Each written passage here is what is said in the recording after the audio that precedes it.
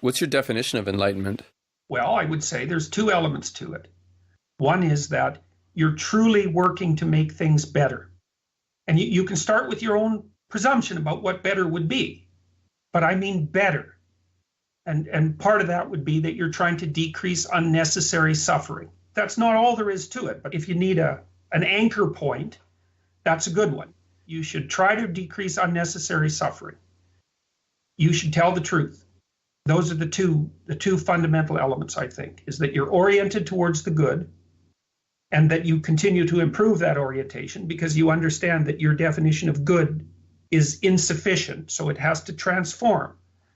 But at the same time, you try to speak the truth. And so the truth issue is an interesting one. And this is, I think, the proper way to understand faith, because faith doesn't mean believing a bunch of things you know not to be true. That's stupidity. That's not faith. So here's a way of thinking about it. So imagine that when you're talking to someone, you want something from them. You want their recognition. You want to dominate the conversation. You want to stand out. But there's an aim. There's a goal. You're treating the person and the conversation like a means to an end. And maybe you do that with your speech all the time. You're always using it as a tool to obtain some end. You see this, probably the extreme of this is the pickup artist community, right? Mm-hmm. So their whole scheme is how to craft their words in a manipulative manner.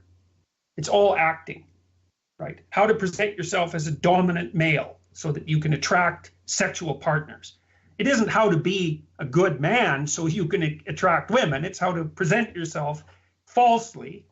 I'm satirizing it to some degree, because the community is useful insofar as it gets men to stop being afraid of women. But forget about that for a minute.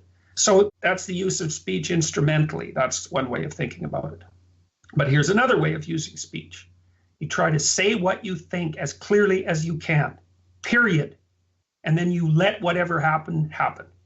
And the faith there, here's the faith idea there, is that whatever happens if you tell the truth is the best thing that could have possibly happened. It's a presumption. And you have to make presumptions to move forward in life. And so you think, well, if being is good, then a truthful relationship with it is the proper relationship. And you might say, well, how do you know that the outcome is going to be good? It's like, you never know if the outcome is going to be good. That's the problem. You never know. So you have to assume. And so there is a deep idea.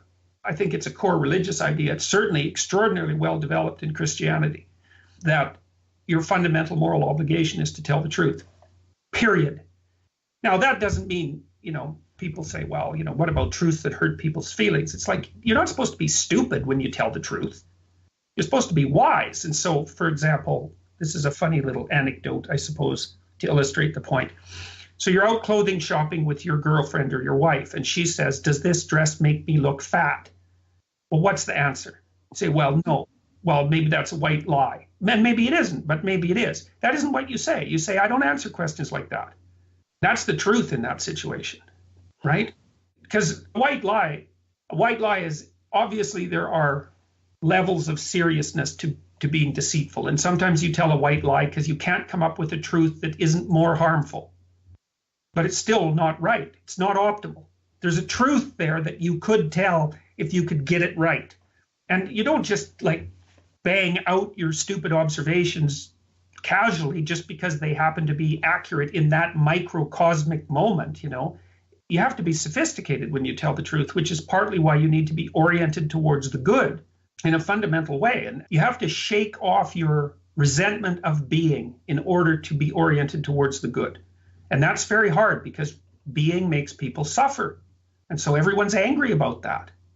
And if you're angry, you can't be oriented towards the good because you were out for destruction.